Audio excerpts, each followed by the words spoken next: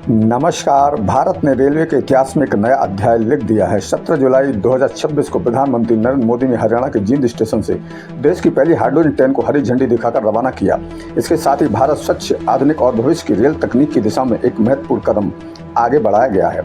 यह ट्रेन सामान्य डीजल या बिजली से चलने वाली ट्रेनों से बिल्कुल अलग है। इसमें ईंधन के रूप में हाइड्रोजन गैस का उपयोग किया जाता है। ट्रेन में लगे फ्यूल सेल हाइड्रोजन और ऑक्सीजन की रासायनिक प्रक्रिया से बिजली पैदा करते हैं, जिससे ट्रेन चलती है। इस पूरी प्रक्रिया में धुआं या कार्बन डाइऑक्साइड नहीं निकलती।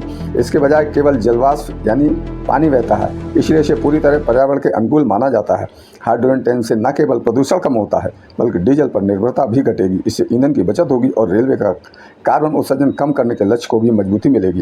विशेषज्ञों का मानना है कि आने वाले वर्षों में भारत के कई गैर विद्युतीकरण रेल मार्गों पर भी हाइड्रोजन ट्रेनों का संचालन शुरू किया जा सकता है। इससे हरित ऊर्जा को बढ़ावा मिलेगा और देश की परिवहन व्यवस्था अधिक टिकाऊ बनेगी। देश की पहली हाइड्रोजन ट्रेन का संचालन भारत के रेलवे आधुनिकीकरण अभियान की एक बड़ी उपलब्धि माना जा रहा है। यह ट्रेन मोदी को का प्रतीक है, बहुत सच। हाइड्रोजन ट्रेन दुनिया की सबसे ताकतवर हाइड्रोजन ट्रेन है। ये हाइड्रोजन ट्रेन 3200 हॉर्स पावर की है, 3200 हॉर्स पावर। और सबसे ताकतवरी नहीं, भारत की हाइड्रोजन ट्रेन सबसे लंबी भी है। दुनिया में जहां हाइड्रोजन ट्रेन चल रही है वो 3 या 4 कोच वाली है,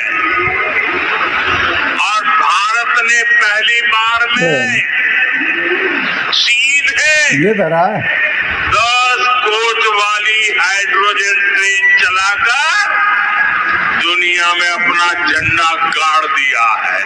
भारत की यह हाइड्रोजन ट्रेन धुआं रहित तो है ही, ये मेक इन इंडिया का भी एक बहुत सफल उदाहरण है। इस हाइड्रोजन ट्रेन को भारत के ही इंजीनियर्स ने डिजाइन किया है, भारत की ही कंपनी ने इसको बनाया है। साथियों, ये हाइड्रोजन ट्रेन बाकी ट्रेनों से बिल्कुल अलग है।